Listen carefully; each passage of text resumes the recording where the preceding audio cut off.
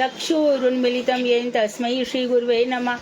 नमो महावदन्याय कृष्ण प्रेम प्रदायते कृष्णाय कृष्ण चैतन्य नामने गौरत्विषे नमः। हे कृष्ण करुणा सिंधो दीन बंधो जगतपते गोपेश गोपिका कांत राधा कांत नमोस्तुते। तप्त कांचन गौरांगी राधे वृंदावनेश्वरी वृषभानुसुते देवी प्रणमामि हरिप्रिय।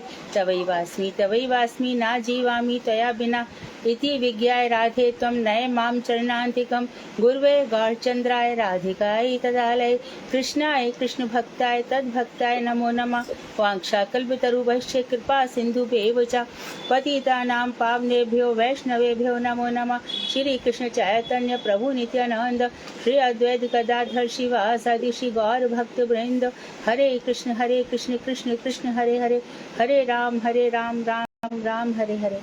मैं सर्वप्रथम मध्य गुरु पद्म परिव्राजकाचार्य वरे युगाचार्य नित्या प्रविष्ट ओम विष्णुपाद अष्टोत्तर शतक श्रीमद् भक्ति वेदांत श्री नारायण गोस्वामी महाराज मध्य शिक्षा गुरु पद्म परमहंसवर परमाराध्यतम नित्या प्रविष्ट ओम विष्णुपाद अष्टोत्तर शतक श्रीमद् भक्ति वेदांत श्री वामन गोसाई महाराज के श्री चरण कमलों में अनंत कोटि दंडवत प्रणाम कर उनकी अहेतु की कृपा की भिक्षा करती हूँ।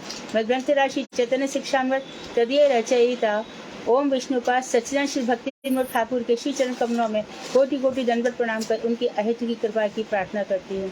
मैं उपस्थित श्रोता मंडली वैष्णवी सभी के लिए यथा योग्य बंदन अभिवादन दंडवत करती हूँ। तो हम उस पड़ाव पर हैं अपनी यात्रा के जहाँ पर अखिल रसामृत सिंधु अखिल कोटि ब्रह्मांड नायक सर्वेश्वरेश्वर योगेश्वरेश्वर कंसारी बकारी अघारी सब प्रकार के नियंता मायाधीश परात्पर पर ब्रह्म परमात्मा हम उनके विषय में बात कर रहे हैं। इससे बढ़कर सौभाग्य की बात क्या होगी जहाँ सारा संसार नश्वर और भोग बुद्धि से जकड़ा पड़ा है, वहां से भगवान हमें एकदम निर्मुक्त कर रहे हैं और उन बंधनों से जो कि ये दुर्गा देवी का यहाँ पे दुर्ग है, ये दुर्ग की जो रक्षा करती है उसको दुर्गा देवी का नाम क्यों है दुर्गा कि इस संसार रूपी कैद, इस दुर्ग मतलब किला होता है ना, किले बंदी है यहाँ पर, तो किले में किस तरह से सबको बंद कर दिया जाता है, इसी तरह से जो भगवान से विमुख है ऐसे अपराधियों को दुर्गा देवी इस दुर्ग में रखकर बराबर खबर लेती है, प्रताड़ित करती है।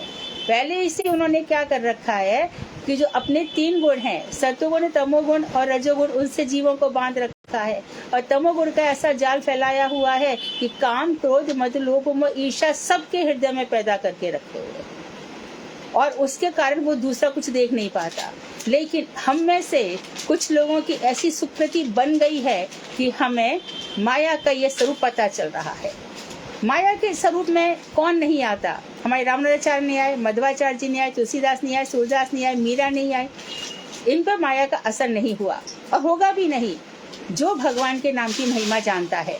इसके लिए गुरुदेव भी कथा सुनाते हैं, हम सब भी कथा सुनाते हैं कि नाम की महिमा ऐसी है कि एक तेली जो कोल्हू के बैल से दिन भर तेल निकालता रहता था, उसको समय ही नहीं मिलता था, तो उसको अरे कभी तो थोड़ा भजन कर लिया कर, बोले मुझे समय ही नहीं मिलता।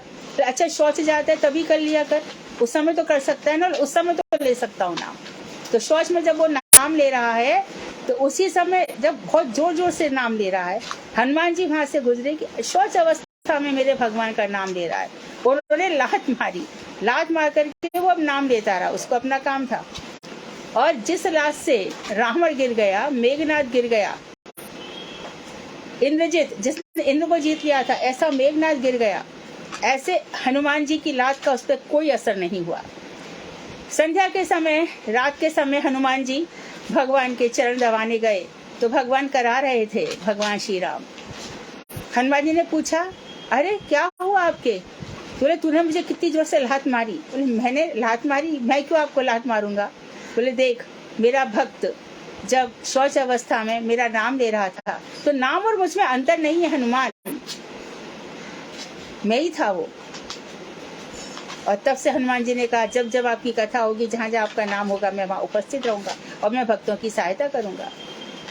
देखो आज कोई कोई युग का प्रभाव ऐसा भी होता है कि आज हनुमान जी का प्रभाव सब लोग समझ रहे हैं, हनुमान जी की। और जो हनुमान जी के नायक हैं, राम रसायन तुमरे पासा, सदा रहो रघुपति के दासा। आप रघुपति के सेवक हैं, कृपा करो गुरुदेव की नाई। हे हनुमान, गुरुदेव के समान आप मुझ पर कृपा कीजिए, मुझे बताइए। तो इस तरह से जो भगवान का वैभव है, भगवान के इतने सारे भक्त हैं, उनसे हम सीखते हैं भक्ति कैसे होती है। और तभी हमें समझ में आता है कि बहुत ही जो प्रश्न बना रहे हैं वो ध्यान दें। ये जो पढ़ा जा रहा है इसमें प्राय प्रत्येक पंक्ति में ही प्रश्न है। तो वहाँ स्पष्ट हुआ कि जो राम, नरसिंह, वामन, ये कारण अर्णव से विष्णु के अवतार हैं, उनके अंश हैं। आवाज मत करना। अब देखो, हम रोज ही बोलते हैं प्राकृत वस्तुनाय अप्राकृत वस्तुनाय प्राकृत गोचर। अप्राकृत वस्तु को प्राकृत भावों से प्राप्त नहीं किया जा सकता, प्राकृत दृष्टि से प्राप्त नहीं किया जा सकता। प्राकृत विज्ञान का सबसे बड़ा दोष यह है कि वह अपने अधिकार से बाहर के भी सब तत्वों को जानना चाहता है। प्राकृत विज्ञान वो समझता है कि मैं सूर्य को भी नाप लूंगा। देखो, आप लोगों को पता होगा कि सन 83-84 में जब चंद्रमा पे विजय की घोषणा करी रशिया ने, ठीक है, चंद्रमा पे पहुंच गए, मंगल पे पहुंच गए, और भैया उन्होंने मंगल पे जगह बुक करा ली है, वहां पे जो करा ली।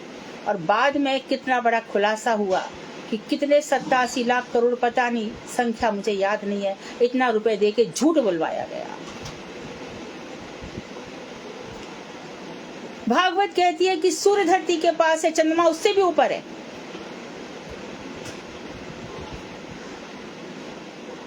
तो प्राकृतिक विज्ञान, इससे जो है मनुष्य बहुत कुछ खरीद लेना चाहता है। हिटलर ने भी ऐसा ही किया। आज भी ऐसे बम बना डाले हिरोशिमा नागासाकी में, आज भी असर है वहां पे, आज भी वायु विषाक्त है, कितने लोग हैंडपेक्ड पैदा हो जाते हैं। और जापान का तो सबसे बड़ा कारण यही है कि वहां पर 80% या 80% लोग मेंटली रिटायर्ड हैं, खुद से ही बातें करते रहते हैं। सबको छोड़ करके भौतिक विज्ञान का नशा उन पर इतना चढ़ा हुआ है कि हम 1 मिनट में, अमेरिका हमारे सामने कुछ नहीं और रशिया कुछ नहीं। अभी यूक्रेन और रशिया का तो हाल हम देखते ही है। ये सब प्राकृतिक विज्ञान है। ये सूर्य, चंद्रमा सबको अपने वश में कर लेना चाहते हैं। प्रकृति को काट काट करके, अभयारण्य काट काट करके कॉलोनीज बना ली गई, पर्वतों को काट डाला गया। इस तरह से ये तो भक्तिविनोद ठाकुर इसी प्रसंग को उठा रहे हैं कि ये सब, इन सब को, सब तत्वों को जानना चाहता है। सैटेलाइट भेजता है ऊपर, स्पेस पर सैटेलाइट, फिर नासा बना है ना, हमारे भारत का इसरो है, अमेरिका का नासा है, हमारे पूज्यपाद दंडी महाराज वहीं से ही आए हैं।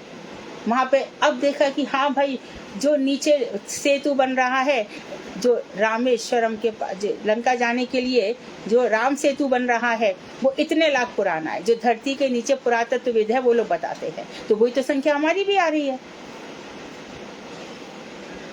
हमने सब कुछ सिद्ध कर दिया है, आप इन्वेंट करते रहते हो, इतना ही फर्क है। तो बता रहे हैं कि वो अपने अधिकार, जहाँ उसका अधिकार नहीं है, भाई तेरा इतना अधिकार है, चल तू रोबोट बना ले यहाँ वहाँ घूमेगा, लेकिन क्या तू उसमें आत्मा घुसा देगा? क्या तू जन्म और मृत्यु को रोक सकता है? तो उनके पास कोई जवाब नहीं है। कि हमारे ये बाला साहब ठाकरे को और इनको, ये अंबानी, मुकेश अंबानी के पिताजी धीरूभाई अंबानी को, इनकी डेथ डिक्लेयर नहीं करी थी, 4-5 दिन रोक दी गई थी, वाइब्रेशन पर चल रही थी। परंतु कोई रोक सकता है? तो सबको वो अपने अधिकार में करना चाहता है। अप्राकृत तत्व में उसका अधिकार नहीं है। प्राकृतिक विज्ञान का अधिकार अप्राकृत तत्व में नहीं है। तुम बम बना सकता है, तुम मनुष्य को मार सकता है, लेकिन डेथ को कंट्रोल नहीं कर सकता, आज तक नहीं कर पाया, तो अब क्या करेगा? तथापि वह निर्लज्ज, भक्तिविनोद ठाकुर इसको निर्लज्ज कह रहे हैं, निर्लज की भांति उस दिशा में भी अपनी टांग अड़ाता है तथा उसके संबंध में अतिशय क्षुद्र एवं भ्रमपूर्ण सिद्धांत अपनाता है। उसके संबंध में अतिशय क्षुद्र, बहुत ही छोटे और भ्रमपूर्ण, भ्रामक। देखो, पहले कहते थे एक गैलेक्सी है, अब कहते हैं 1000 गैलेक्सी है, अब कहते हैं अनकाउंटेबल है। चिकित्सा विज्ञान में भी उनके हर दिन नए नए प्रयोग होते रहते हैं, हर जगह नए नए प्रयोग होते हैं, नई नई चीजें लाते हैं, खुद ही नए इन्वेंशन करते हैं, खुद ही कहते हैं नहीं ये बेकार, इसको ऐसे ले लो। तो ब्रह्मपुर सिद्धांत अपनाता है और अंत में स्वयं भी विकृत होकर, अर्थात अपराकृत तत्व नामक कुछ है ही नहीं, ऐसी धारणा बनाकर उस विषय से सर्वथा अलग हो जाता है। बहुत ही गहरी बात कही, वहां तक उसकी पहुंच नहीं होती, रीच से बाहर है, उसकी पहुंच से बाहर है। और क्या कहते हैं, अरे कुछ नहीं होता, वो सब फालतू है। जैसे कि वेद है, पुराण है, वेद का एक मंत्र नहीं बना सकते ये लोग, वेद तक पहुंच नहीं पाती है जैन, बौद्ध इत्यादि। और क्या कहेंगे, अरे बेकार है सब, ब्राह्मणों ने अपने मन से कुछ कर दिया है। मन से कहते अर्थ बताना, आपकी तो वैदिक भाषा भी नहीं है, बौद्ध और जैनों की तो प्राकृत भाषा है, वैदिक भाषा तक तो आपकी पहुंच भी नहीं है।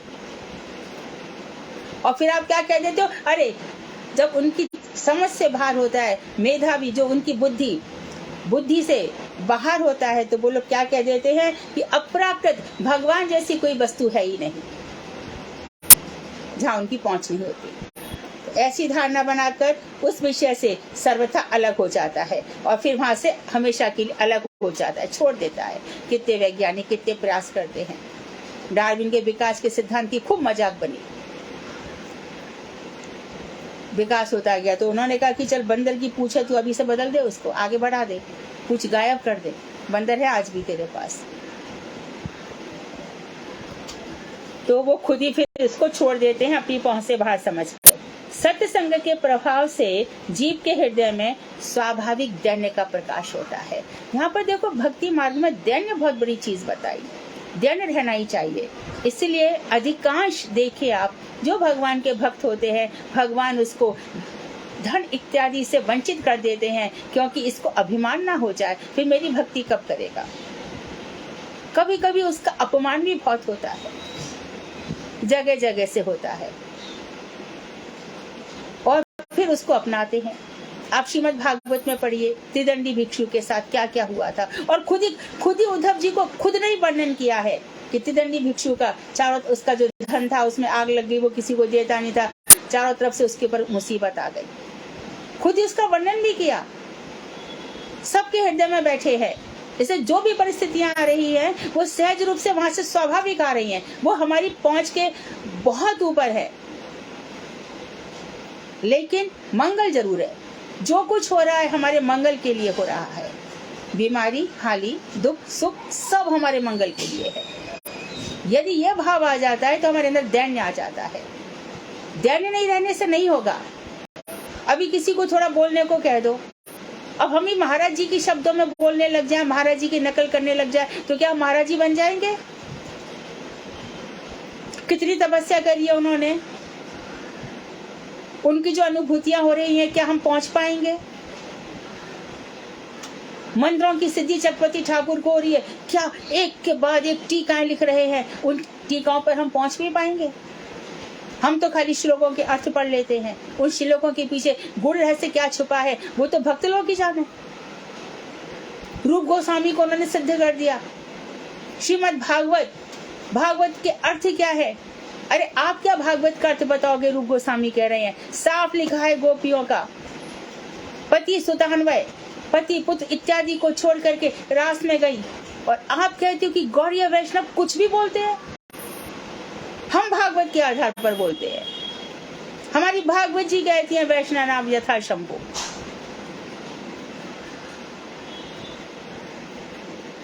और गुरुदेव कहते थे कि जो रामचरितमानस है वो भी भागवत से बहुत मिलता जुलता है। वहां भी कहा, शिव द्रोही ममदास कहावा, सोनर सपने मोहि न भावा। इतने सारे प्रमाण हैं, और आप किस प्रमाण की बात कर रहे हो? कुछ ऑथेंटिक है ही नहीं। तो इसमें क्या होगा कि जब हम सत्संग होगा, सत्संग के जैसी कोई वस्तु ही नहीं है। कभी भी मन ना लगे, कभी भी मन घबरा रहा हो तो एक सत्संग जरूर कर लेना। सत्संग से दैन्य का प्रकाश होता है। यही महाप्रभु का अभिप्रेत है। तात स्वर्ग अपवर्ग सुख धैर्य तो लायक अंग, तूल न ताहि सकल मिल जो सुख लव सत्संग। हृदय में स्वाभाविक दैन्य आता है, नेचुरल, बनावटी नहीं होता। दैन्य रूप आधार पर ही कृष्ण की कृपा होती है। जैसे कि एक बिल्डिंग की बुनियाद खूब गहरी होती है, नीचे ही नीचे होती है, उसी प्रकार से भक्त जितना दीनहीन होगा उतनी समझो उस पर कृपा होगी कृष्ण की। साफ कह दिया, दीनता के बिना कृपा नहीं है। देखो, जितना ऊपर नल पहुंचाना होता है उतनी नीचे खुदाई होती है ना। आपको 50 मंजिल की बिल्डिंग बनानी है तो नीचे उतनी ही खुदाई करनी पड़ेगी। बादल, जो बादल बरसात करते हैं वो झुक झुक जाते हैं। जो पेड़ फल देने वाले होते हैं वो झुक झुक जाते हैं। बड़ा हुआ तो क्या हुआ, जैसे पेड़ खजूर और पंथी को छाया नहीं, फल लागे अति दूर। तेरे पास धन है तो क्या हुआ, तेरे किसी काम का भी नहीं है। लेकिन ब्रज के लता पता मोह कीजय, आवत जात कुंज की गलियन रूप सुधा नित कीजय। छोटे छोटे कुंज जो हमारे निधि वन में है, सेवा कुंज में, इतना ही मुझे रखना। जब किशोर किशोरी आएंगे जाएंगे, हमारे प्रिय प्रियतम प्रियालाल जी, तो उठ करके धूल हमारे सिर पर, मस्तक पर आएगी। दैन्य भाव, जिस अभिमान से कुछ भी नहीं मिल सकता। भक्ति मार्ग दैन्य का मार्ग है। पूज्यपाद बामन गोसाई महाराज से जब मैंने प्रथम उनके दर्शन करे, उनके चरणारविंद के, तो भाव की बात है, अविरल अश्रुधारा बहने लगा था कि कितने जन्मों के बाद अचानक क्या, ऐसे कुछ समझ में ही नहीं आ रहा था। तो पूज्यपाद बामन गोसाई महाराज ने के मुखारविंद से क्या अमृतवाणी निकली। माँ, वो माँ कहते थे, माँ ये मार्ग ऐसा है जहाँ हमें भी रोना है, तुम्हें भी रोना है।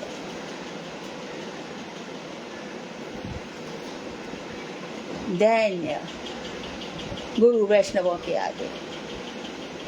हम नवदीप धाम गए और वहां पर की गंदगी और ये सब हमें मतलब ही नहीं है, तो हमारा धाम में जाना कहाँ हुआ।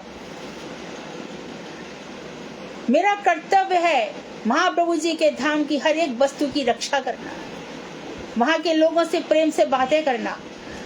चिन्मय तत्व के दर्शन करने जा रहे हैं हम। वहां की धूल में जो महाप्रभु के चरणों के चिन्ह अंकित हैं, नित्यानंद ठाकुर के चरणों के चिन्ह अंकित हैं, उनको हम रसास्वादन करना चाहते हैं। अपराध भंजन स्थली है, अभिन्न वृंदावन है, नवदा भक्ति का केंद्र है नवदीप, उसकी उपलब्धि करना चाहते हैं, इसलिए वहां जाते हैं। कौन कौन आया, किसने खाया, क्या हुआ, ये सब बिल्कुल मत करना। वहां क्या हो रहा था, वहां ये हुई, वहां ऐसा हुआ, उसने ऐसा बोला, उसने ऐसा बोला, आपके लिए तो सब हरे कृष्णा, चलना है यहाँ से। हमें तो बस बल्लभ कुल की बलिहारी, जब देखो जब तैयारी, उठ के चल देंगे। हमको क्या है, क्यों कर्म दोष बनाए, क्यों वैष्णव अपराध करें। होने दो जहाँ जो कुछ हो रहा है, उनका अधिकार है, हमारा तो दैन्य में अधिकार है। हमें एक पोस्ट चाहिए, वैष्णव दास अनुदास। क्या पोस्ट है हमारी, हम वैष्णवों के दासों के दास हैं। इस पोस्ट के लिए हम इतना सारा प्रयास कर रहे हैं। हम महाराज बनना नहीं चाहते, महाराजों के महाराजा शहंशाह, वो हमारा काम नहीं है। कुंभन दास अपना तिलक लगा रहे थे, अष्टछाप के कवि वल्लभाचार्य जी के सखा। अकबर ने दर्शन करना चाहा, खबर भेजी, मैं आपको दर्शन करना चाहता हूँ, कुछ सेवा चाहता हूँ। कुंभन दास से हम किसी को दर्शन नहीं देते, हमारा शहंशाह आया है। बोले हम तो एक ही शहंशाह को जानते हैं, जैसे तैसे आया, मुझे थोड़ी सी सेवा बता दो। सेवा करनी है तो जा, केशी घाट पे जा और वहां पर एक पत्थर का छोटा सा टुकड़ा टूट गया है, उसको निर्माण करवा दे। अकबर को बड़ी ग्लानि अनुभव हुई, मैं क्या नहीं कर सकता था, क्या सेवा दी है मुझे। लेकिन थोड़े देर के लिए दिव्य धाम के दर्शन करा दिए, वहां पर स्फटिक मणियों के दर्शन करा दिए, बहुत चक्कर है गया। यह धाम है, ये चिन्मय धाम की अनुभूति हमें अपने नाम से होगी, महाप्रभु की कृपा से होगी, नित्यानंद ठाकुर की कृपा से होगी। उनकी कृपा प्राप्ति के लिए तो हम जाते हैं हर बार, और क्या है वहां। सूरदास को ही बुलाया, सूरदास तुम्हें फतेहपुर बुलाया गया है, मोह को कहा सीकरी सो काम। तो दैन्य भाव हमारे अंदर, यदि सुदामा नहीं बनेंगे, सुदामा तो चलो ठीक है, सुदामा हमारा अभिप्रेत भी नहीं है, हमें क्या करना है द्वारकाधीश से। तृणादपि ये बात हम रोज ही कहते हैं। इस कृष्ण कृपा से ही अपराकृत तत्व में अधिकार पैदा होता है। तो कृष्ण कृपा दीनता, दीनता जब आ जाएगी तब अपराकृत जगत में अधिकार होगा। तो वहां पे जाने का जो हमें आधार कार्ड है हमारा, वो क्या है? आधार कार्ड वहां जाने का दैन्यता, और ये दैन्यता भी कृष्ण कृपा से आती है। केवल भौतिक विचार या भौतिक ज्ञान के द्वारा अपराकृत तत्व को कदापि प्राप्त नहीं किया जा सकता। मैं श्लोकों पर श्लोक बोल दूं, हजारों प्रकार के शास्त्रों को रट रटा के बोल दूं, लेकिन आनंद नहीं है, नहीं है। हृदय की बात, ये हृदय की बात है। गोपियों के पास क्या हुआ? हृदय की बात है। उद्धव, ये वहां ज्ञान का काम ही क्या है? और प्राकृत ज्ञान का तो वहां पे कुछ भी नहीं है। बहुत कितने सारे आप वहां पे चले जाओ, बहुत सारे क्रिकेटर्स के पास, फुटबॉलर्स के पास, बिजनेसमैन के पास बहुत पैसा है, लेकिन अशांति, अशांत है, वो भ्रांत है, अशांत है। बस कृष्ण भक्त हैं वही शांत हैं। ध्यान रखना, सब जगह अशांति है। इतना ज्यादा, इतने तरफ रहे लोग, जी नहीं पा रहे, सब कुछ है, चैन नहीं है, और कितना और पता ही नहीं। एक पेशेंट होता है, 1000 अस्पताल हो जाते हैं। सोचो, एक अस्पताल में चले जाओ, बेड नहीं मिलते।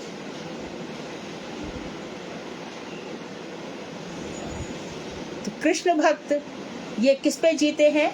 कृपा के बल पर। हमारे जीवन का आधार गुरु जी कहते थे कि मेरी कृपा प्राप्त करने के लिए, अनुभव करने के लिए भी मेरी कृपा चाहिए। और वो कृपा कहाँ से मिलेगी? दैन्य, दैन्य, दैन्य। इस बात को जीवन भर के लिए गांठ बांध लो। तो उन्होंने बता दिया, अपराकृत वस्तु का दर्शन दैन्य से होगा। सार ये हो गया, अपराकृत वस्तु का दर्शन दीनहीन बनकर होगा, निष्किंचन बनकर होगा, अकिंचन बनकर होगा। और यही बात राधा जी ने उद्धव जी से कही, हे उद्धव, तुम्हारे सखा कृष्ण से जिसने प्रेम किया वो कहीं का नहीं रह जाता। दीनहीन अकिंचन बन करके, बगल में पोथी यानी भागवत और कंथा पहन करके घर से निकल जाता है। वो घर वालों के किसी मतलब का नहीं रहता। जिसने कृष्ण से प्रेम किया उसका यही हाल हो जाता है। वो वृंदावन वासी हो जाता है, धामवासी हो जाता है। जगन्नाथ दास बाबा जी महाराज सूर्यकुंड पर बहुत समय तक भजन करते रहे। हाथ में उनको शिला भी मिली, वो वहां पे लगी हुई है सूर्यकुंड में, राधा जी का मुकुट अंकित था। और फिर नवद्वीप आ गए। नवद्वीप में आप जाएंगे, जगन्नाथ बाबा जी महाराज की जहाँ समाधि है, वहां पर पास ही में एक छोटी सी, उनके राइट हैंड की तरफ जगन्नाथ जी का ये मंदिर है, हमारे राइट हैंड की तरफ आप जाएंगे तो ऐसा कहते हैं कि वहाँ वो जब भजन कर रहे थे तो उतना चिन्मय हो गया था कि पेड़ों से आवाजें आ रही थी, जय निताई, जय गौर, जय निताई, जय गौर।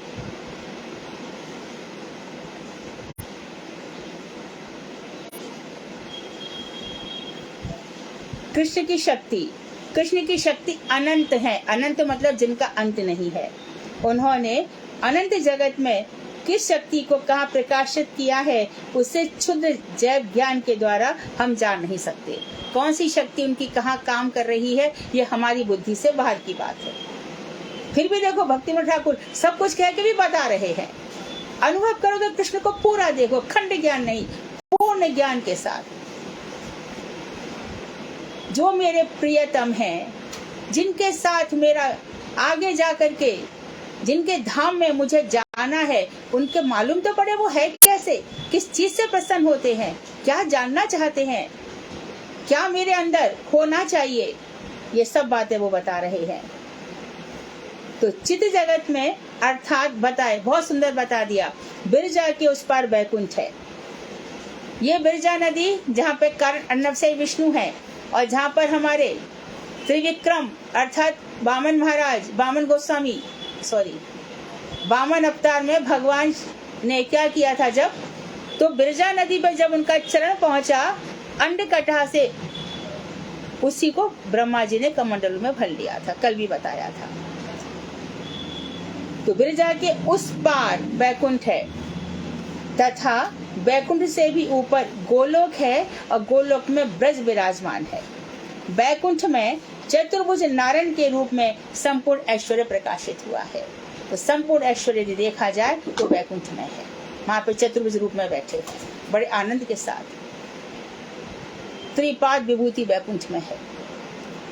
गोलोक में माधुर प्रधान प्रकाश में संपूर्ण ऐश्वर्य निहित रहता है। वहाँ माधुर इतना है क्या गोलोक में, जहाँ श्री कृष्ण के तो एक्सपांशन है नारायण, और श्री कृष्ण में कितना ऐश्वर्य होगा, द्वारका में है, लेकिन वहाँ पे माधुर्य बहुत अधिक है, वहाँ पे प्रेम है। ऐश्वर्य होगा तो दूरियां बहुत हो जाएंगी ना। भगवान नारायण की उपासना करो तो आप उनसे कहाँ उनके पास जाकर के बैठोगे। भगवान श्री राम के पास भी तो डर लगेगा, वहां भी ढाई रसी है, शांत दास से आधा सत्य। उन्होंने सखा बनाए, सुग्रीव को बनाया, पर दूर दूर तक विभीषण भी थोड़े बहुत आए, लेकिन विभीषण भी दासी बन करके आए, तो देखा ही नहीं जाता है। राम थोड़े से युवा हुए तो विश्वामित्र उनको ले गए, सखा भाव उनका देखा ही नहीं जाता। थोड़ी बहुत हंसी मजाक शादी के समय में हुई थी, वहां पर सीता जी के पक्ष की स्त्रियां कह रही थी, राम तुम्हारे यहाँ तो हमने सुना है यज्ञों से बच्चा पैदा होते हैं, तो वर पक्ष से जवाब दिया गया, हमने सुना है कि तुम्हारे यहाँ जमीन से लड़कियां पैदा होती हैं, निकला करती हैं। थोड़ा बहुत हास्य मजाक देखा जाता है, और श्री कृष्ण के यहाँ तो यही सब कुछ है। तो माधुर्य बहुत है, इतना माधुर्य है तो वो वहां पे सारा ऐश्वर्य छुप गया है। अब आपको भांडीरमन की कथा याद आ रही होगी, जहाँ पर मुखारबिंद ने दिखाया, मुंह दिखा, तूने मिट्टी खाई कि नहीं खाई, सर्वे मिथ्याभिशंति, ये सब झूठ बोल रहे हैं। बलदाऊ भैया, हाँ वो भी झूठ बोल रहे हैं। अच्छा मुंह दिखा, सारा ब्रह्मांड दिखा दिया। ऐश्वर्य बात में आता है, लेकिन योग माया सोचती है कि ये माधुर्य का आस्वादन नहीं कर पाएंगे कृष्ण, तो आकर के माँ की जो मति है उसको भ्रमित कर देती है। माँ को मैंने कुछ देखा ही नहीं, कुछ अनुभव ही नहीं हुआ। मैया मोए दाऊ बहुत खिंचायो, मोसो कहते मोल को लीनो तू जसमत कब जायो। बताओ क्या बोल रहे हैं। बड़े भैया दाऊ मुझे बहुत चढ़ाता है, तू कहता है कि यशोदा ने तुझे मोल खरीदा है, तुझे पैदा ही नहीं किया। और माँ उसकी बच्चे की छोटी छोटी बात सुन करके उनकी बलैया लेती रहती है, उनको गले लगाती रहती है। तो ये जो हम लीला यहाँ पर देख रहे हैं, गोलोक धाम में वही माधुर्य है। बैकुंठ में ऐश्वर्य है, वहाँ माधुर्य है। ये कृष्ण की शक्ति के कारण है। अब उनकी माया शक्ति, तो आप लोग बार बार अन्वय व्यतिरेक पूछते हो ना।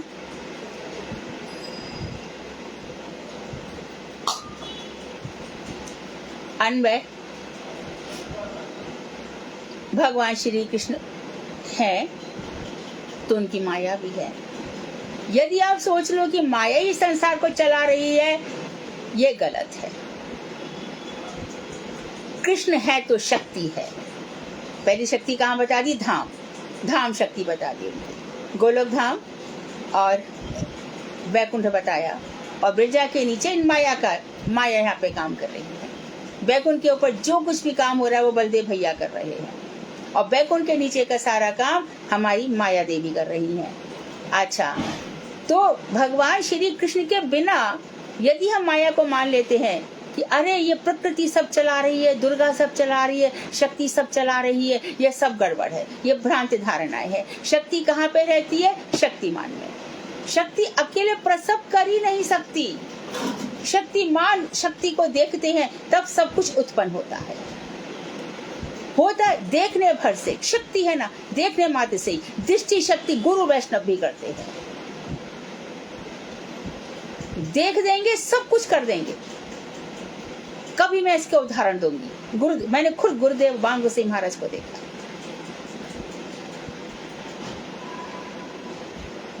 सौभाग्य की बात यह है कि हम ऐसे महात्माओं के दर्शन कर सके हैं। और गुरुदेव तो कहते हैं कि जो जो मेरा भक्त है मैं उसको कितने भी जन्म लूंगा पर मैं आऊंगा और सबको राधा भाव दूंगा, राधा दास दूंगा। तो माया शक्ति तो भगवान है तो माया है, अकेले माया कुछ भी नहीं कर सकती। तो बहुत से लोग कहते अरे शक्ति ने पैदा किया ब्रह्मा विष्णु महेश को, ये देखो कहां से पढ़ लिया, कहां से निकाल लिया, कहां पे लिखा था। अच्छा, मानो पुराणों में यथा कथा कुछ लिखा है, यदि वो सही था तो व्यास जी इतने दुखी क्यों हुए? तब नारद जी ने कहा इतना सब कुछ लिखकर कितना परेशान क्यों हो रहा है? चित्त में शांति नहीं है। शांति कहाँ से मिलेगी? कुछ भी लिख डाला। ऐसा क्यों हुआ? जिसका जैसा अधिकार था, अब कितना भी समझा लो वो वहीं भागेगा। एक भक्त है, वो पूरी की पूरी कृष्ण भक्त है। उनके पति को समझा दो कि नहीं मैं तो दुर्गा जी को मानूंगा। क्यों? उन्होंने मुझे इतना वैभव दिया है। तो वैभव को क्या करोगे दूसरे जन्म में? क्योंकि दुर्गा जी का ऊपर अधिकार नहीं है, वो फिर से इसी जगत में डालेंगी। और जिस वैभव को कमाने के लिए तूने इतनी जालसाजी करी है, उसका बदला कौन देगा? उस कर्मों का फल कौन भोगेगा? इसलिए असुर कहा जाता है ना, लक्ष्मी को भी लक्ष्मी चाहिए, नारायण नहीं चाहिए। दुर्गा जी चाहिए। दुर्गा जी किससे आई है वो तो पकड़ो। खुद भगवान ने जब मोहिनी रूप धारण किया तब शिव जी से कहा शिव तुम मेरा ये रूप मत देखो। शिव माने ही नहीं। तब भगवान खुद कह रहे हैं देख ये तेरी अर्धांगिनी है ना, ये मेरी शक्ति है, इसके सहारे मैं सृष्टि करता हूँ। मोहिनी अवतार पढ़ लो, अष्टम स्कंद में साफ लिखा है भागवत में, ये मेरी शक्ति है, इसकी सहायता से मैं सृष्टि कर रहा हूँ। तो भगवान शक्ति को लेकर के जगत को प्रसव करते हैं। श्री कृष्ण स्वयं शक्तिमान है, उनके स्वरूप की एक अचिंत्य महाशक्ति है। ये जो माया है ये भी चिंता के परे है। शास्त्रों में कहीं कहीं उस शक्ति को माया कहा गया है। माया का अर्थ बताया उन्होंने, नियत अनिया इति माया, अर्थात जिसके द्वारा मापा जाता है। इस अर्थ में माया को ही कृष्ण का बाह्य परिचय कहा जा सकता है। इस माया से हम कृष्ण को समझ सकते हैं, ये कृष्ण का बाह्य परिचय है। माया के बिना कृष्ण का परिचय नहीं है। कैसे? तत्वविदगण इस माया को कहते हैं ये कृष्ण की स्वरूप शक्ति है। ये अन्वय हो गया ना, कृष्ण है तो कृष्ण की शक्ति है। व्यतिरेक माया अकेले नहीं है, कृष्ण नहीं है तो माया भी नहीं है। अर्थात कृष्ण है तभी उनकी शक्ति है। तथा उसको माया के दो विभाग बता दिए। तो माया का पहला परिचय क्या मिला? ये कृष्ण का बाह्य परिचय है। दूसरा नियत अनिया, अनिया मतलब जिसके द्वारा मापा जाता है उसको माया, ये माया की परिभाषा हो गई। और तीसरी बात है कि माया के बिना कृष्ण का परिचय नहीं है। चौथी बात है कि तत्वविदगण कृष्ण को इसकी स्वरूप शक्ति मानते हैं। और अब नेक्स्ट बात बता रहे हैं कि माया को परा अपरा दो भागों में विभक्त कर पराशक्ति को चित्त शक्ति तथा अपराशक्ति को माया शक्ति के रूप में वर्णन करते हैं। एक ही शक्ति है, पराशक्ति है वो चित्त शक्ति है, और जो अपरा है वो माया शक्ति है। चित्त शक्ति ऊपर तक ले जाती है, अपराशक्ति संसार में डाल देती है, क्योंकि खुद ही वर्णन करेंगे। वास्तव में पराशक्ति ही कृष्ण की एकमात्र अचिंत्य शक्ति है। उसी की छाया को ही अपराशक्ति कहा जाता है। यशोदा जी के साथ जो आई थी वो योग माया, कृष्ण के साथ योग माया ही आएंगी, ये वाली माया नहीं आएंगी। और जब वो यहाँ से चली और कंस के ऊपर उन्होंने अपने लात से प्रहार किया है, तब उठ करके योग माया ऊपर चली गई और नीचे उनकी छाया रह गई, जिसके लिए कहा गया कि तुम यहाँ पर बहुत रूप धारण करोगी, कहीं तुम विंध्यावासिनी बनोगी, कहीं तुम वैष्णवी कहलाओगी, कहीं तुम मुंबा देवी कहलाओगी। इस तरह से वहां पे वर्णन आया सारा। कहीं तुम कुष्मांडा कहलाओगी, तुम भक्तों की मनोकामना पूरी करोगी, इतना वरदान दिया उनको। ये दुर्गा देवी के रूप बता दिए। और जो ऊपर चली गई वो कौन थी? अचिंत्य माया शक्ति, पराशक्ति। अपराशक्ति को माया शक्ति के रूप में वर्णन करते हैं। वास्तव में पराशक्ति ही कृष्ण की एकमात्र अचिंत्य शक्ति है। जो हम कहते अचिंत्य शक्ति वो परा है, उसी की छाया को अपराशक्ति कहा गया है। जड़ ब्रह्मांड की स्वामिनी यह छाया रूपी माया है।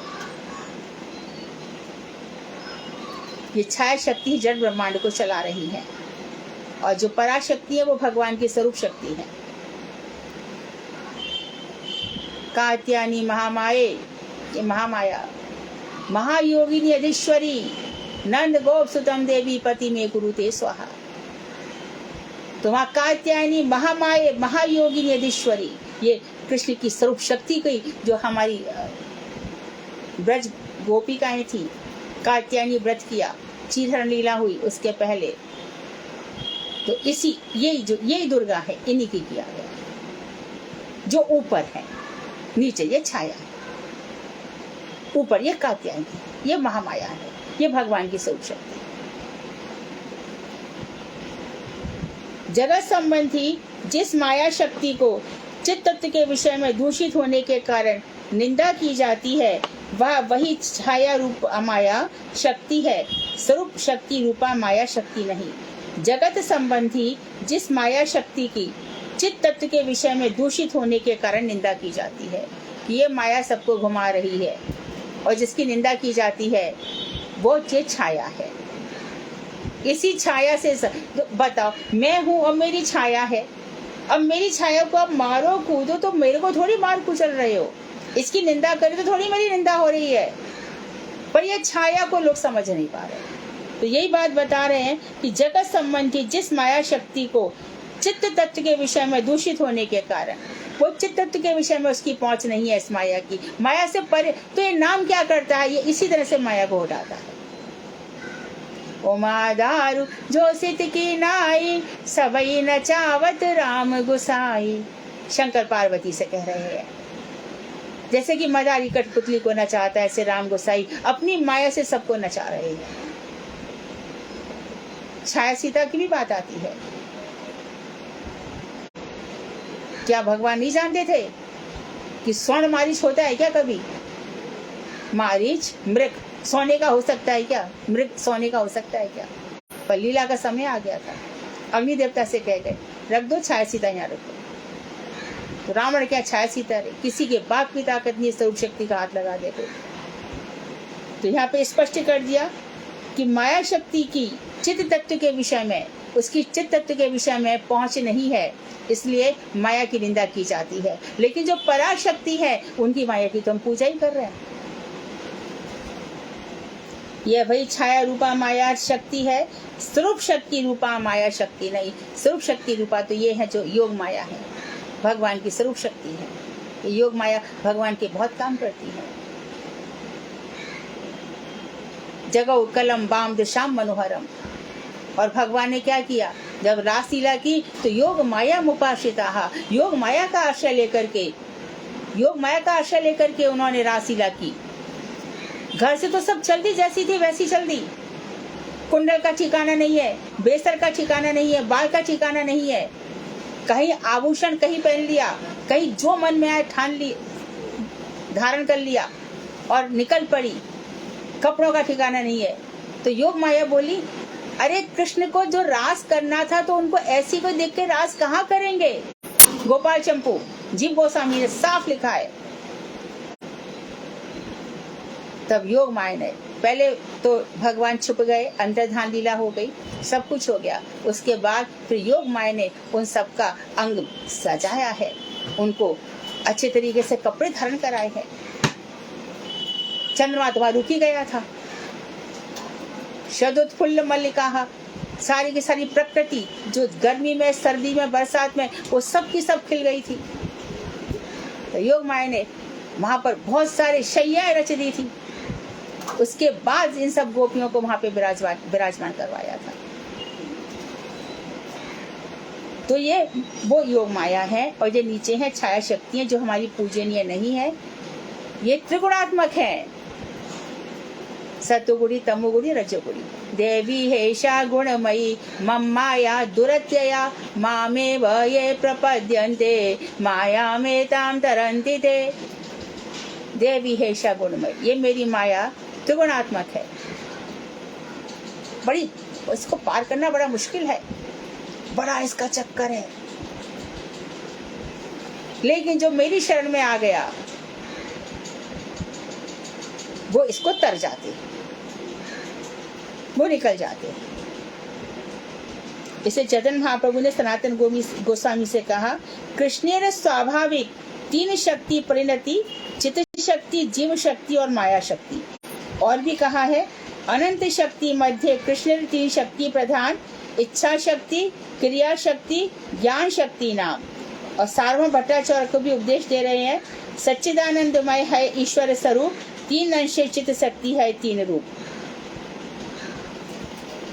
आनंद अंशे आह्लादिनी, संदर्शे संधिनी, चिदंशे संवित, जारे कृष्ण ज्ञान मानी। अंतरंगा चित्त शक्ति, तटस्था जीव शक्ति, बहिरंगा माया, तीन करे प्रेम भक्ति। मैं चाहती हूँ कि इसकी व्याख्या और भी अच्छे से करूँ, क्योंकि पता नहीं हम लोगों को बाद में ये फिर कभी पढ़ने को मिला कि नहीं मिला, तो मैं फिर इसको आज थोड़ा सा निकलना पड़ेगा, कल एक्सप्लेन करूँगी। कल नहीं, सोमवार को तो ये सेशन रहेगा। प्रश्न, सभी लोग प्रश्नों से बड़े प्रसन्न हो रहे हैं, तो प्रश्न उत्तर आए नहीं अभी तक, पहले तुम लोग भेज देते थे, तो आप लोग बांट लो एक एक पेज के।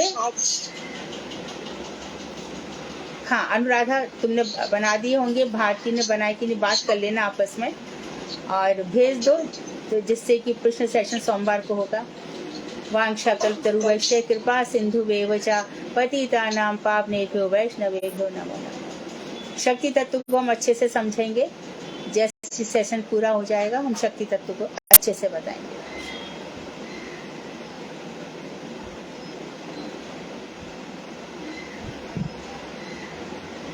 प्रश्न है कोई? दीदी ये थोड़ा सा उससे हटके है, वो एक बार कहीं भागवत में पढ़ रहे थे तो वहाँ पक्षी के लिए द्विजन्म लिखा है, तो उसका अर्थ क्या हुआ दीदी? क्या बोल रही हो? जैसे पक्षी है ना, तो पक्षी में लिखा हुआ था द्विजन्म। तो द्विज माने पक्षी होता है ना, पर्यायवाची है। अच्छा, द्विज मतलब हाँ, द्विज पर्यायवाची, द्विज माने पक्षी होता है। हरे कृष्णा। अनुराधा दीदी। हाँ, मैं आज स्कूल में लेट हो गई, बता सकते हो कहाँ तक दीदी ने कहाँ तक पढ़ाया आज? हाँ दीदी, मैं आपको बता दूँ, आज पेज 46 तक।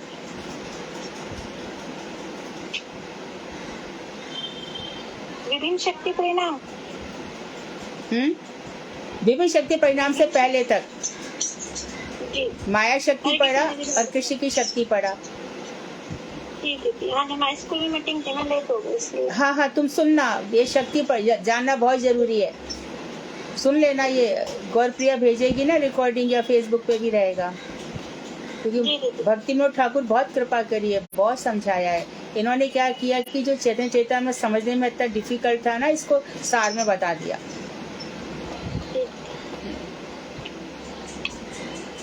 हरे कृष्णा दीदी। हाँ हाँ, ये जो स्वरूप शक्ति है, ये मतलब योग माया है। हाँ स्वरूप शक्ति। हाँ हाँ हाँ, अच्छा, ठीक है दीदी। हाँ। हरे कृष्णा दीदी, धन्यवाद, प्रणाम। हाँ दीदी, ये जो चिन्ह शक्ति है, इसके पर्यायवाची यही है क्या? चिन्मय शक्ति से बोलते हैं, इसे पराशक्ति भी बोलते हैं, अंतरंगा शक्ति भी बोलते हैं, ये सारे पर्यायवाची है ना चिन्ह शक्ति के? हाँ, स्वरूप शक्ति के, हाँ राइट, है ना। और माया शक्ति का जड़ शक्ति, हाँ बहिरंगा, और छाया शक्ति भी बोलते हैं जड़ ना दीदी? बहिरंगा माया, हाँ है ना। और जो जीव शक्ति है दीदी, उसे तटस्थ शक्ति भी बोल सकते हैं और ना? क्षेत्रज्ञ शक्ति भी कह सकते, क्षेत्रज्ञ, क्या दीदी समझिए? क्षेत्रज्ञ, क्षेत्रज्ञ, तटस्थ शक्ति, क्षेत्रज्ञ। जीव शक्ति, क्षेत्रज्ञ शक्ति। अच्छा दीदी, थैंक यू दीदी, हरे कृष्ण। दंडवत प्रणाम दीदी, हरे कृष्ण। स्वरूप शक्ति और अलादीनी शक्ति में क्या डिफरेंस है? स्वरूप शक्ति जो राधा जी हैं वो भी उनकी स्वरूप शक्ति है, लेकिन राधा जी के जैसे कि योग माया है ना, उनको बहुत सारे काम करने होते हैं, लेकिन जो इलादनी शक्ति है राधा जी, वो मात्र आनंद ही देती है। राधा भी उनकी स्वरूप शक्ति है भगवान की, परंतु वो इलादनी आनंद देने के कारण मात्र आनंद देती है, उनका इससे सृष्टि आदि कार्य से कोई लेना देना नहीं है। वो भी श्री कृष्ण के बाएं अंग और उनकी से कोई छाया भी नहीं है, राधा की कोई छाया भी नहीं है, राधा के अंश हैं, राधा जी के अंश बहुत है। बाएं अंग से निकली है श्री कृष्ण हाँ के। हाँ हाँ, ठीक है, दंडवत प्रणाम। अपने आनंद के लिए उन्होंने उनको व्यक्त किया था। और जितनी लक्ष्मियां हैं, द्वारका की महिषियां हैं, ये सब राधा जी की अंश स्वरूपा है। राधा जी का अंश ना होने से श्री कृष्ण को आनंद नहीं दे सकती एक भी। सब अलग अलग भावों में है। द्वारका की महिषियां समंजस रति को लेकर के बैठी हैं, और गोपियों की रति समर्था है, और कुब्जा आदि की रति या कुब्जा की ही रति साधारण रति है, साधारण।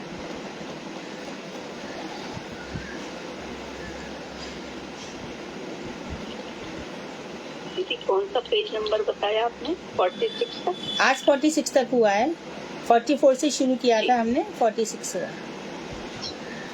ठीक, इसको एक्सप्लेन करेंगे हम। हाँ दीदी, जैसे श्री गर्गाचार्य जी ने जब नंद बाबा को कृष्ण जी के बारे में बताया था कि सतयुग में शुक्ल मूर्ति, त्रेता युग में रक्त मूर्ति और कलयुग में पीत मूर्ति, तो इन तीनों का मतलब क्या हुआ? ऐसा है कि भगवान जो टीका में लिखा हुआ है कि भगवान कई प्रकार के रंग धारण करते हैं, कई प्रकार के भगवान के वर्ण हैं। आसन श्रीमद् भागवत के 10वें स्कंध के 8वें अध्याय का 13वां श्लोक है, जहाँ पर ये बताया जा रहा है कि आसन वर्णत्रय। तो भगवान के 3 वर्ण है, और कलयुग में उनका जो वर्ण है वो पीत है। तो वो ये कह रहे हैं कि कलयुग में पीत था, अर्थात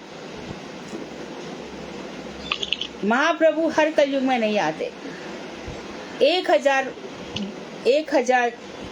जब हो जाते चतुर्युगी, अर्थात एक मनवंतर में 72 चतुर्युगी होती है, और 72 चतुर्युगी में एक चतुर्युगी जैसे लंबाई हो गया। देखो, ये कलयुग का है 4,72,000 वर्ष समय, द्वापर का 4 से 8, 32 का 64, फिर और त्रेता में ऐड कर लो, 8 और 4 12, 32, 64, 64 और 32 कितना हुआ? 86 है ना। और उसके बाद फिर 4, 8, 12, 16, फिर 17 लाख कुछ हो जाएगा, क्योंकि 96। हाँ इस तरह से कुछ हो जाते हैं वर्ष, इतने चतुर्युगी होती है।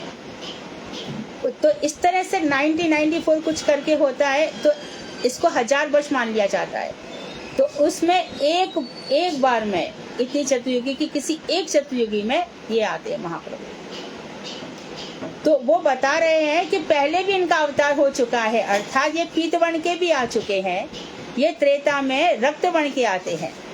तो वहाँ पर हमारे जो ये रामाचार्य के विजय ध्वज टीका में लिख रहे हैं कि रक्तवर्ण का तात्पर्य ये है कि ये अपने भक्तों के प्रति अनुरक्त रहते हैं, इनका माता के समान व्यवहार है, अपने भक्तों के लिए अनुग्रह करते हैं, इसलिए इनको रक्तवर्ण कहा गया। और सतयुग में जो इनका शुक्ल वर्ण है, उस समय प्राय करके सभी हंस वर्ण के होते हैं। उस समय जो नारायण मूर्ति है, उस समय वो शुक्ल वर्ण की होती है सतयुग में। ऐसा टीकाकार ने लिखा है, और आप पढ़ सकते हैं जो भागवत की टीका है उसमें ऐसा है। डिटेल हो गया ना, समझ में आया आपको? जिन्होंने प्रश्न पूछा आपको समझ में आई बात? दीदी थोड़ी थोड़ी तो आइए, दोबारा सुन लूंगा वैसे, लेकिन समझ में आ गया आपने क्या बोलना चाहा। आप बताइए मैंने क्या बोला? आपने ये बोला कि महाप्रभु जैसे 1000 साल में, ब्रह्मा जी के 1000 साल में एक बार ही आते हैं, तो ब्रह्मा जी के नहीं, प्राकृतिक जगत के 1000 वर्ष में। ब्रह्मा जी का तो एक दिन नहीं जाने कितने उसमें होता है। हाँ, मतलब 1000 चतुर्युग में एक बार महाप्रभु आते हैं, तो हाँ। इस बार जो महाप्रभु आए हैं उनका वो एक मूर्ति कहा गया है। मतलब वो द्वापर नहीं, सुनो, द्वापर में कृष्ण आए है ना। गर्गाचार्य जी कह रहे हैं कि तुम्हारा ये जो पुत्र है इदानीम कृष्णताम गताहा, ये अभी कृष्ण वर्ण को प्राप्त हुआ है। इसके पहले 3 वर्ण थे, अर्थात पहले भी महाप्रभु आ गए, ये पुष्ट हुआ। पहले भी 3 वर्ण थे, शुक्ल, रक्त और पीत। इस समय ये कृष्ण बन गया है। हरे कृष्ण दीदी, हाँ। ये होगा ना 7वें मनवंतर में 28 द्वापर में कृष्ण आते हैं, तो ये महाप्रभु वही हुए ना, पीत हुए। ये 7वें मनवंतर की 28वीं चतुर्युगी में कृष्ण फॉलोड बाय चैतन्य महाप्रभु। हर कलयुग में कृष्ण नहीं आते, हर कलयुग में महाप्रभु नहीं आते। 1000। हरे कृष्णा दीदी। हाँ दीदी, जिस कलयुग में महाप्रभु प्रकट होते हैं, क्या उसमें कली का अवतार नहीं होता है? कि कली का अवतार तो प्रलय के समय होगा, अभी तो बहुत समय है। नहीं, मैंने सुना है दीदी कथा में कि जिस युग में, कलयुग में, जैसे 28वें मनवंतर के 7वें चतुर्युग में, यह हमारा जो चल रहा है, इसमें कलयुग महाप्रभु आए हैं अभी 500 वर्ष पूर्व पहले। तो इस कलयुग में कली का अवतार नहीं होगा क्योंकि महाप्रभु आए हैं। हाँ जी, ठीक। हाँ, मैंने भी सुना है, सही है, लघु भागवतम में लिखा है। इसलिए मैं कह रही हूँ कि 72,000 चतुर्युगी के बाद कभी आएंगे कल, इसलिए मैंने कहा आपको। मैंने भी कथा में सुना था कि जिस युग में महाप्रभु प्रकट होते हैं उसमें फिर कली का अवतार नहीं होता है। हाँ, तो यानी कि इस युग में महाप्रभु अभी आए तो इस युग में कली का अवतार होता है। हाँ, ठीक ठीक, बिल्कुल सही। दीदी कीर्तन हो जाए? हाँ, गाओ गाओ जल्दी। हाँ, और कोई प्रश्न तो नहीं है? ठीक है। ठीक है। हरे कृष्णा दीदी, दंडवत प्रणाम। अगर हरे कलयुग में नहीं आते तो फिर कलयुग में, मतलब उन कलयुग में कैसे मानव जैसे अभी देखो कितने सारे, देखो 16वीं चतुर्युगी में नरसिंह भगवान आए, वहाँ पे कृष्ण का अवतार नहीं सुना जाता। द्वापर में भगवान श्री राम आए, त्रेता में वहाँ भी कृष्ण का नहीं। 28वीं चतुर्युगी में कृष्ण आए, यहाँ पर महाप्रभु आए। ऐसे होता है, हर चतुर्युगी में आएंगे ऐसा नहीं है। क्लियर है? हरे कृष्णा दीदी। हरे कृष्णा दीदी। दीदी अभी 2 दिन पहले मैं लेक्चर सुन रही थी आपका रिकॉर्डिंग, तो उसमें आपने बताया कि मतलब लक्ष्मी जी को गणेश जी के साथ रख देते हैं, तो मतलब अभी तक तो हम लोग भी ऐसे ही करते आ रहे थे, लेकिन मतलब क्यों रखते हैं, इसका क्या कारण है? कि पता नहीं, ये कर्मकांडी है, क्यों रखते हैं वही तो मैं पूछ रही हूँ। ये कर्मकांडी क्यों रखते हैं लक्ष्मी जी को? उनको लगता है लक्ष्मी भी धन देंगी, गणेश जी भी धन देंगे, वरुण, कोई कुबेर को भी रखते हैं। हमारे बॉम्बे मैंने देखा है, कुबेर को भी रखते हैं। दीदी रिद्धि और सिद्धि प्राप्त करने के लिए कहते हैं कि वो तो गणेश जी का है ना, गणेश जी की पत्नियों को रिद्धि सिद्धि कहा जाता है, फिर लक्ष्मी जी को क्यों साथ में बैठाया? कहते दीदी उनकी बहन है, इस वजह से कहते हैं। लक्ष्मी कहाँ से बहन हो गई बताओ? बताओ, ऐसे बताते हैं। कैसे? बाम अंग में ना बिठा के दाएं अंग में बिठाया जाता है। अरे लेकिन बहन कहाँ से हो गई? वो तो विष्णु जी की पत्नी है। हाँ, ये तो मायावादी लोग कह रहे हैं। हाँ, बहन कहाँ से हो गई बताओ? ऐसे ही मायावादी लोग ऐसे ही करते हैं। ये दीदी, ये हमें ना दीदी, ये हमें गॉड गिफ्ट में मिला है। ये जो हमारे पूर्वज पूछते चले आ रहे थे, वही हमसे भी वही करवाते हैं। ये कोई गॉड गिफ्ट नहीं है, सब उल्टा सीधा है। यदि ये सब उल्टा सीधा। हाँ। तो किसी का कोई मूल आधार पता नहीं है, बस आंख बंद करके चले आ रहे तो वही ऐसा नहीं होगा। यदि हिरण्यकश्यप का बेटा हिरण्यकश्यप जैसा हो गया तो प्रहलाद कैसे पैदा हो गया वहाँ? दीदी हमारे बड़े तो आज भी बोलते हैं बच्चों से अभी एकादशी का व्रत रखवाने लगे, बच्चे तो रखते भी नहीं। अरे हमारे बड़े गुरु का दीदी हमें पता भी नहीं है, कुछ भी नहीं पता। उन्होंने कभी भजन करा नहीं और ना ही कभी जिन सदगुरुओं का। ये तुम्हारी बात ठीक है भाई। दीदी वो ऐसे हमें तो वही तो कह रही हूँ, हिरण्यकशिपु का बेटा क्या हिरण्यकशिपु ही रहेगा हमेशा? हरे कृष्ण दीदी, अभी ये भी परंपरा चल रही है सारी जगह की हिंदुओं को साईं बाबा को पूजने की, अब वो भी मंदिरों में आने लगे हैं। अब कौन पूछता है? कोई सब साईं बाबा का जितना विरोध जैन साधुओं ने किया होगा ना, उतना तो कोई कर भी नहीं सकता। साईं बाबा को कोई प्रमाण ही नहीं है। जैन साधुओं ने साईं बाबा का बहुत विरोध किया है। उनका दिमाग देखना, एकादशी को कहते हैं कि चावल नहीं बनने चाहिए घर पे, वैसे प्याज लहसुन और अनाज खाओ खूब। नहीं, बहुत गलत कहते हैं, ये प्रमाणिक नहीं है किधर भी। देखो, जिसने एकादशी करना बताया उसी की बात माननी पड़ेगी ना। जिसने हमसे कहा है कि एकादशी करो, उन्होंने हमें विधि विधान भी बताया ना, सनातन गोस्वामी ने, और वेदों में पुराणों में बताया ना एकादशी को क्या खाना चाहिए। अब बीच में भैया वो कहाँ से आगे में बताने वाले, तो उनकी बात हम कैसे मान लें? दीदी अभी पीछे लेसन में किया ना आप कि हमारा कितना सौभाग्य है कि हम इस धर्म में आए हैं, हमें ये चीजें पता चली हैं। हाँ। तो हम भी उन्हीं बताए हुए चलते रहते। अगर हमें सदगुरु नहीं मिलते तो ये हम हरिगुरु वैष्णव हमारे को कितनी कृपा कर रहे हैं। कैसे हाँ। ग्रंथों में लिखा हुआ है, ग्रंथों की बात मानिए। जिसने बताया एकादशी करो और जिस विधान से करो, उन्हीं की बात मानेंगे ना। जो जानते ही नहीं है, करते ही नहीं, उनकी बात कैसे माने? कैसे माने? सही बात है दीदी, आपको कोटि कोटि प्रणाम कि हमें आपका साथ मिला, वो कुछ सीख रहे आपसे। ये तो सब है ना। आपका नाम क्या है? सब भगवान का चक्र होता है। पूनम। पूनम, सब कृष्ण कृपा होती है। हम सब इसीलिए मिलते हैं कि कुछ उनकी बात चल जाए, कुछ चर्चा चल जाए। और दीदी उनको अगर ये कथा भी सुनाएंगे ना तो उनके पल्ले ही नहीं पड़ेगी वो, क्योंकि उनकी सुकृति नहीं है ना। हाँ दीदी ये बात है। हाँ, इसलिए घबराना नहीं चाहिए। हमें तो हरिगुरु वैष्णव की कृपा से ये भी पता चला कि सुकृतियों की कुछ चीज होती है। तो हम भी दीदी ऐसी बस खाने पीने मौज में लगे हुए थे। गुरुदेव ने ऐसी कृपा करी, हमें इस धर्म में लाया, हरिगुरु वैष्णव के चरणों में हमें हमें तो ये सौभाग्य दीदी जन्म नहीं मिल सकता। और आप हमें इतना सुंदर सुंदर कथाएं और सारी जो मतलब भक्ति के तत्व हैं, ये हमें यही चीजें तो हमें एक दृढ़ता लाती है। दृढ़ता लाती है, राइट। हाँ, ये सब बातों से दृढ़ता आती है। कभी भी है ना पूनम, कभी जैसे कि ये जयानंद जी भी बोल रहे हैं, कभी भी उनकी बात मत सुनो जिन्होंने भक्ति नहीं की और जिन्होंने तत्व ज्ञान प्राप्त नहीं किया। उनकी किसी की भी बात मत सुनो। अपने शास्त्रों की गीता, भागवत के एकादश स्कंद में एकादशी का खूब वर्णन है। और कहा जो एकादशी पे अन्न खाएगा वो गौ मांस खाएगा। अन्न के अंदर उस दिन पाप रहता है, संसार भर का पाप उसी दिन जमा हो जाता है। तो जो शास्त्र में बता रहे हैं, जब हम कृष्ण की भक्ति कर रहे हैं तो बताए ना, एकादशी क्या है? माधव तिथि है। उस दिन भजन भी गाते हैं ना, शुद्ध भक्ति चरण रेणु भजन अनुकूल। ये माधव, ये भक्ति जननी है, भक्ति को उत्पन्न करने वाली है। जब दीदी अकबर को देखो, जब दूध में एक गऊ का लोम आने से, उसको पीने से उसको अंतःकुल में जन्म लेना पड़ा। हाँ, बिल्कुल। तो कितनी बड़ी बात है दीदी। और हम तो पता नहीं क्या कैसे गुरुदेव ने हमें अपना लिया। जयानंद कह रहे हैं कि दूध में गाय का एक बाल आ गया और उसको पी लिया तो चांडाल जाति में जन्म लेना पड़ा। इस तरह से है, कुछ नहीं। हाँ, तुम अब आ गई हो ना, तो इसमें खाली इसी की बात सुनो जो शास्त्रों की बात है। बाकी और डरो मत। कृष्ण के भक्त हमेशा निर्भीक होते हैं, डरना नहीं कभी किसी से। हरे कृष्णा दीदी, दंडवत प्रणाम। हाँ रूबी, हाँ। ऐसा संग मिला है, ऐसे दृढ़ गुरुदेव मिले तो ये बल भी हमारे अंदर उनके प्रति कैसे आकर्षण कर लेता है। हाँ, हाँ।